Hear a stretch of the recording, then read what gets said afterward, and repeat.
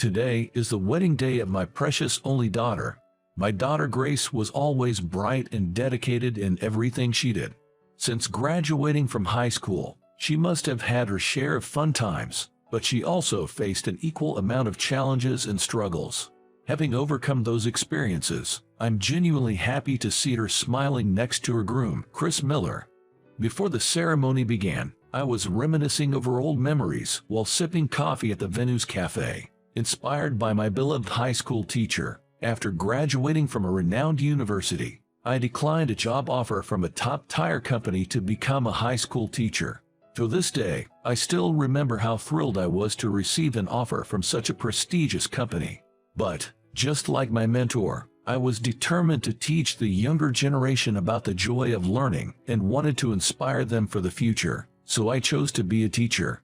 Initially, there were many challenges as everything was new, but I threw myself into the job with all I had. Perhaps my dedication paid off, as gradually, students began to say things like "I'm glad Mr. Brown taught me," words that are the ultimate compliment for any teacher.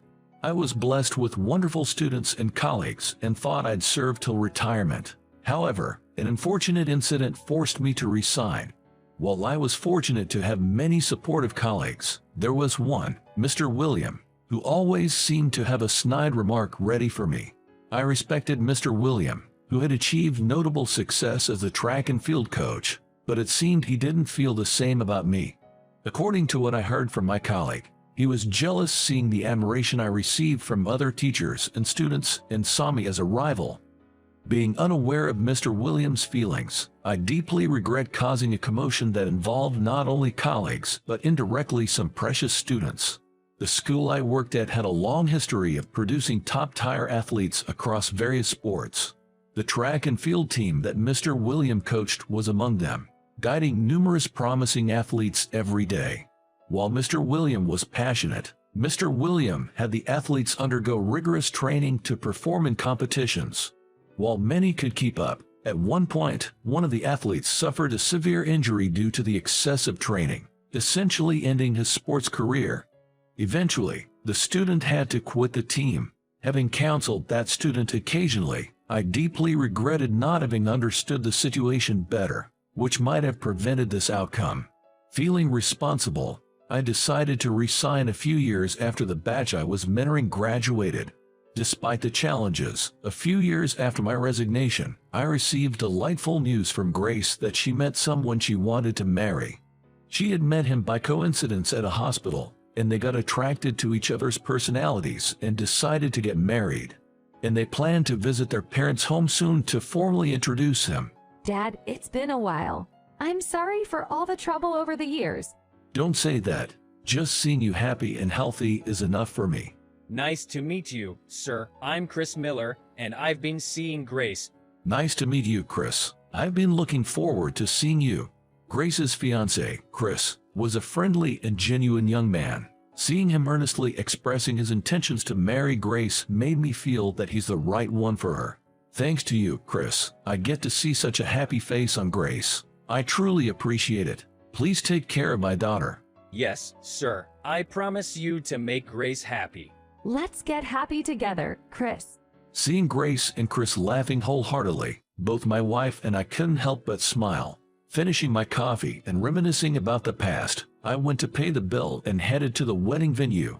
While I was feeling a mix of sadness and joy about my lovely daughter's new chapter, I was suddenly stopped by a familiar voice. Well, isn't that Mr. Brown? Turning around, I saw my former colleague, Mr. William. I was momentarily speechless seeing his face for the first time since my resignation. What a coincidence. It's good to see her well. What have you been up to since leaving? I assume finding a job in the private sector after being a public servant wasn't easy. It was a challenge, but now I'm teaching at a tutoring school near my home. Oh, was that so? That sounds tough. Did your salary decrease? Are you struggling? Yes, my pay did decrease, but I'm happy to be in a job where I can interact with students now. Looking at my reaction, Mr. Williams seemed displeased, his words tinged with a hint of sarcasm. He's always been a bit condescending, and I felt downhearted to be treated this way even on my daughter's special day. Oh, By the way, are you here for a wedding today? Yes, it's actually my daughter's wedding. No kidding. What a coincidence. My own daughter's getting married this afternoon. Congratulations. What a remarkable coincidence. Yeah, truly. Oh, by the way, my daughter's marrying a very talented man who works for a major corporation. I guess it's all thanks to her being so outstanding. Did your daughter find a decent partner, Mr. Brown? Yes, of course. My daughter is very responsible, so I've left such matters to her. I see. Well, I can probably guess. But anyway, congratulations on her wedding. Thank you very much. I could tolerate him making fun of me, but not my daughter. Trying to keep my composure on this joyous occasion for my daughter, I bid Mr. William a quick farewell, intending to head to the waiting room. Just then, there was a commotion outside the venue. Luxury cars began to pull up one after another. Celebrities and socialites in dazzling outfits started walking into my daughter's wedding venue. What on earth is going on? Why are they heading to your daughter's wedding? It turns out they're acquaintances of Grace's fiancé, Chris. I was surprised when I first heard too. What do you mean? I thought your daughter was marrying just an average office worker. Please calm down, Mr. William. Mr. William, increasingly flustered, approached me closely. Just then, Grace stepped in between us and called out to us. Dad, Mr. William, what's going on? Grace, with a worried look on her face, and Chris are coming our way. Chris Miller. Yes, the famous figure skater, Chris Miller. To our delight, he's marrying our daughter. Why didn't you tell me? Did you deliberately keep silent about your daughter's fiancé to humiliate me? I truly apologize for not mentioning it, but Chris, being an internationally renowned athlete, has unique circumstances. Grace and Chris decided it would be best not to publicize it too much. I'm sorry for not telling you the truth. Mr. William looked down, speaking in a choked voice. His clenched fist was white-knuckled. It reminded me of the day I retired and when a student athlete quit the track team. You still hate me, don't you? Mr. William, why such a sudden question? There's no such feeling. Just as I was at a loss for words, Grace stepped forward. Mr. William, it's been a while. Grace, didn't you want to avoid seeing me, especially on your wedding day? After all, I'm the coach you despise, the one who ruined your athletic future. I clenched my fist. The student at the heart of the incident leading to my resignation was none other than my daughter, Grace. She had been a promising track athlete, even competing at national levels during middle school. After entering our high school, known for its strong track team, she was under Mr. Williams' guidance. If only I had listened more closely to her stories about coming home late from practice. If I had asked Mr. William about my daughter as a student and as a father back then, such regret would come flooding back. I don't hold any grudges against you anymore, Mr. William. Grace looked directly at Mr. William, her voice firm. Yes, I did resent you when I couldn't compete anymore. I was devastated, not knowing where to channel my frustrations. That's why I quit the team and even transferred to another school. But as time passed and I got some perspective, I realized that you believed in my potential more than anyone else. Grace. Even when I was in a slump, you never gave up on guiding me. Even when I couldn't achieve results in the tournaments, you would stay up late, always thinking of new training routines for me. Of course, your coaching was strict, and it was genuinely tough. I even ended up getting injured in the end, but it's because you nurtured me as an athlete that I am who I am today. Thank you so much, Mr. William. I'm truly grateful that you were my mentor. Grace said, expressing her gratitude with the same smile she had since high school.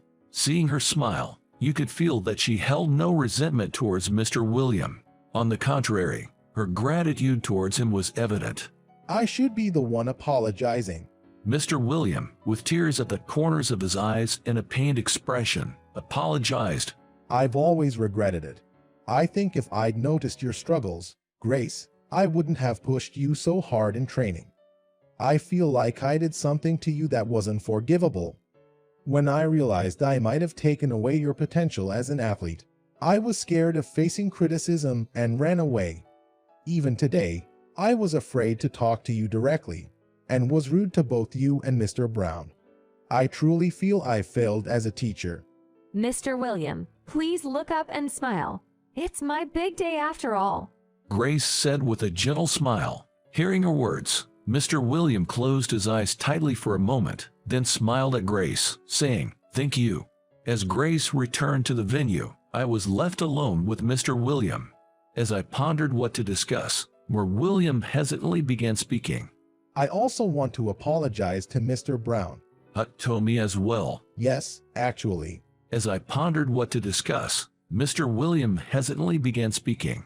Initially, he had respected me as a teacher and even aspired to be like me one day. However, he became frustrated and envious when he felt he couldn't catch up to me. He began to believe that by producing results as a coach, he was a superior teacher. Mr. William, perhaps we should have talked more. While you saw me as a benchmark, I've always respected you. Mr. Brown. The fact is, while some of your training methods might have been extreme, you've always done your best for the students. Many have gone on to be successful athletes, and many are grateful to you, including Grace. As I pondered what to discuss, Mr. William hesitantly began speaking. Mr. Brown, I truly apologize for everything. I understand I am in no position to say this, but would you forgive me? His earnest words struck a chord with me. Seeing the teacher in that state, my answer was naturally decided. Of course, I have always respected you. Hearing this, a bright smile appeared on Mr. Williams' face, reminiscent of his days as a dedicated teacher. With our misunderstandings cleared, we both walked back to the wedding venue with a light-hearted demeanor.